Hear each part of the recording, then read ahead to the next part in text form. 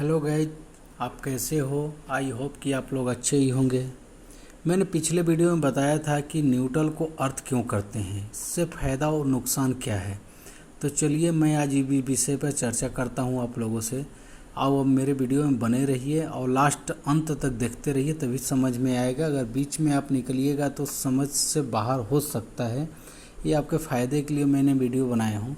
तो चलिए, मैंने एक ट्रांसफार्मर है। ट्रांसफार्मर में आप देखे होंगे कि एक प्राइमरी वाइंडिंग होता है और एक सेकेंडरी वाइंडिंग होता है, ठीक है। जिसमें प्राइमरी वाइंडिंग में 11 केवी सप्लाई आता है और जो सेकेंडरी वाइंडिंग है इसमें 415 वोल्ट आउटपुट निकलता है, ठीक है। जिसमें एक न्यूट्रल हो जाता है, फिर एक R phase line 1, line 2 Y phase, फिर एक ब्लू फेज हो जाता है, लाइन 3 हो जाता है, ठीक है।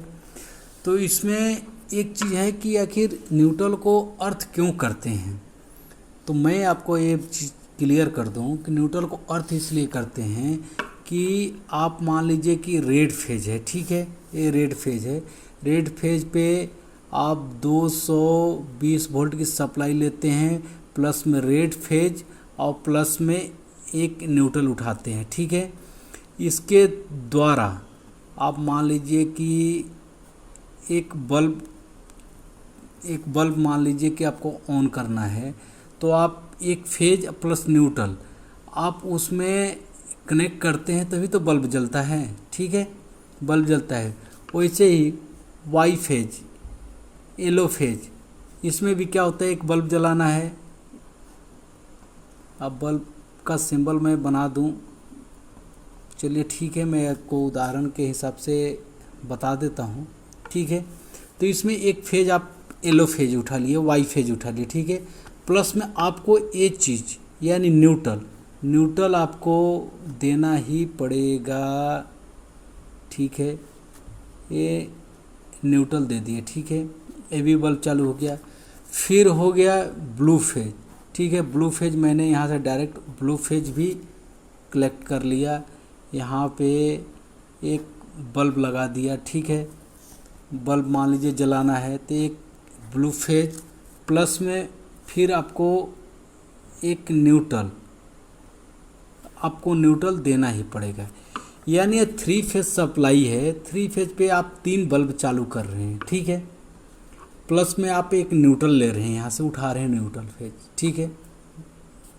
बल्ब ऑन हो गया, ठीक है।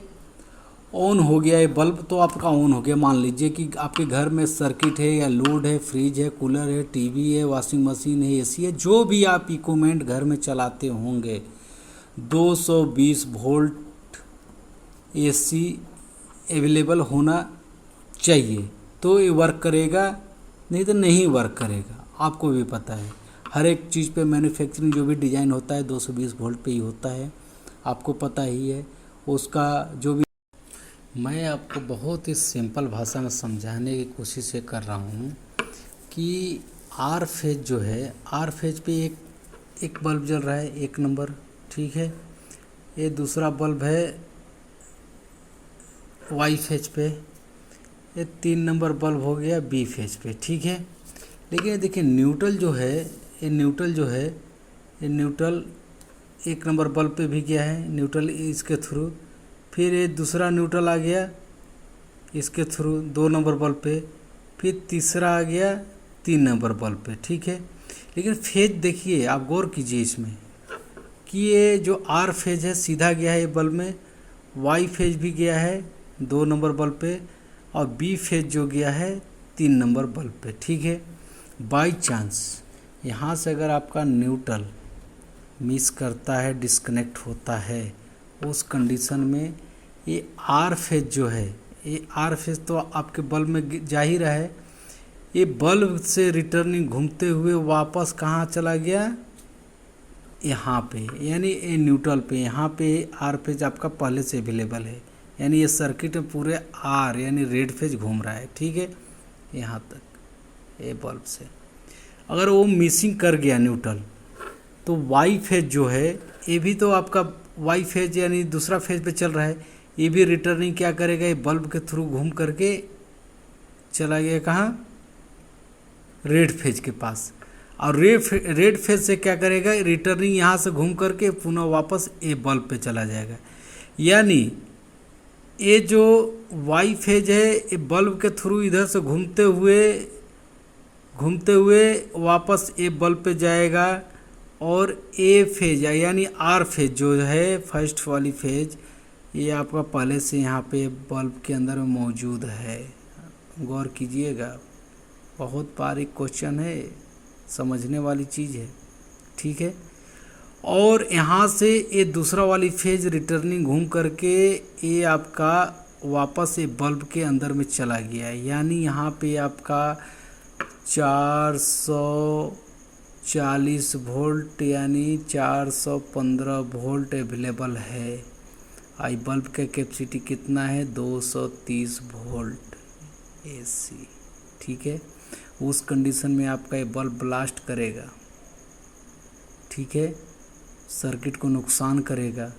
वैसे ही सेम प्रोसेस इस वाई फेज पे भी लागू होता है, बी फेज पे भी लागू होता है। वैसे ही रिटर्निंग यानी बी फेज मान लीजिए कि यहाँ पे आ रहा है और न्यूट्रल फेज हो गया, तो ये वाई फेज जो है ये भी तो रिटर्निंग इसी सर्किट से आ रहा है। ये वाई फेज जो है ये बल्ब के थ्रू रिटर्निंग कहाँ आएगा, रिटर्निंग आ जाएगा आपका इसी बल्ब के अंदर में। और ऑलरेडी बी फेज इधर से आ रहा है और इधर से आ रहा है, ये दो फेज आपका मिक्स हो गया, यानी जिसको बोलते हैं 440 होना, गरम गरम वायर। इसकी कैपेसिटी कितना है, 230 वोल्ट बल्ब की, ठीक है। सेम प्रोसेस ऐसे ही होता है आपके घर में, गांव में, कहीं भी आपका फेज कहीं भी जाए, कोई ज़रूरी नहीं है कि आप 3 फेज सप्लाई आपके घर में अवेलेबल है, आप सिंगल फेज यूज कर रहे हो तो आप तो कहोगे कि नहीं भाई मेरा तो सिंगल फेज में यूज कर रहा है, ऐसा कुछ है नहीं जी, नहीं। कोई ज़रूरी नहीं है कि आप 3 फेज अपने घर में लेके आ गए हैं तो आपके मिसिंग के कारण हुआ है, जी नहीं, ऐसा कुछ भी नहीं है। ये कोई फेज ज़रूरी नहीं है कि आपके घर में 3 फेज या ये फेज आपके कोई और 3 नंबर कोई और गांव होगा उसमें चला गया, ये 2 नंबर वाई फेज हो किसी और 2 नंबर किसी और गांव में चला गया, ये फर्स्ट वाली आर फेज है कोई और गांव में चला गया 1 नंबर। तो लेकिन न्यूट्रल तो आपका सेम ही है ना, सर्किट तो आपका पूरा ही हो रहा है। हो सकता है कि आप अपना घर में 3 फेज सप्लाई यूज नहीं कर रहे हैं, लेकिन दूसरा 3rd गांव में, 2nd गांव में, 1st गांव में कोई ना कोई तो यूज कर रहा है। तो ये रिटर्निंग जैसे ही आपका मिसिंग होगा यानी न्यूट्रल ब्रेक करेगा, तो ये आर फेज रिटर्निंग आपके बल्ब के थ्रू दूसरे फेज से रिटर्निंग घूम के यहाँ पे 440 अवेलेबल हो जाएगा, आपके बल्ब को ब्लास्ट कर जाएगा, सर्किट में आग लग जाएगी, घर में नुकसान हो जाएगा। जो भी आपके घर में इक्विपमेंट है, इतने महंगा सामान, सब के सब नुकसान हो जाएगा। इस कारण से आप गौर कीजिएगा, ठीक है। इस कारण से ए न्यूट्रल को ग्राउंड करते हैं, जिसको हम अर्थिंग बोलते हैं। इसको गड्ढे करके इसमें पाइप डालते हैं, नमक कोयला डालते हैं, इससे कि बाई चांस यहाँ से डिस्कनेक्ट हुआ तो बाई चांस यहाँ से अगर डिस्कनेक्ट भी हो गया तो मेरे को कोई नुकसान नहीं होगा, इसलिए कि ग्राउंड यानी जो भी सप्लाई है यहाँ से, यानी ये जो ग्राउंड है यहाँ से अपना न्यूट्रल अर्थ लेना शुरू कर देगा और 220 वोल्ट यानी ये सर्किट में न्यूट्रल आपका बरकरार रहेगा। और आपके जो ये बल्ब है, ठीक है, बल्ब पे आपका ठंडा वायर यानी न्यूट्रल अवेलेबल रहेगा। और यहाँ से अपना आर फेज हो या वाई फेज हो या बी फेज हो, ये आपके सर्किट पूरा करेगा, आपकी बल्ब यहाँ पे जल जाएगी। आप इस चीज़ को गौर करना, इसलिए इसको ग्राउंड करते हैं कि यहाँ से न्यूट्रल अगर मिस भी कर जाए किसी कारणवश, इस सर्किट के बीच में कोई प्रॉब्लम, इंटरनल प्रॉब्लम आ गया, तो ग्राउंड करने का फ़ायदा यही होता है कि यहाँ से आपका अर्थिंग लेना शुरू कर देगा, ठीक है। यहाँ से लेगा, यहाँ से जाएगा, आपके बल्ब में, आपके घर में न्यूट्रल बराबर अवेलेबल रहेगा, जिससे कि आपके घर में किसी प्रकार का कोई नुकसान नहीं होगा, आप सेफ्टी से रहेंगे।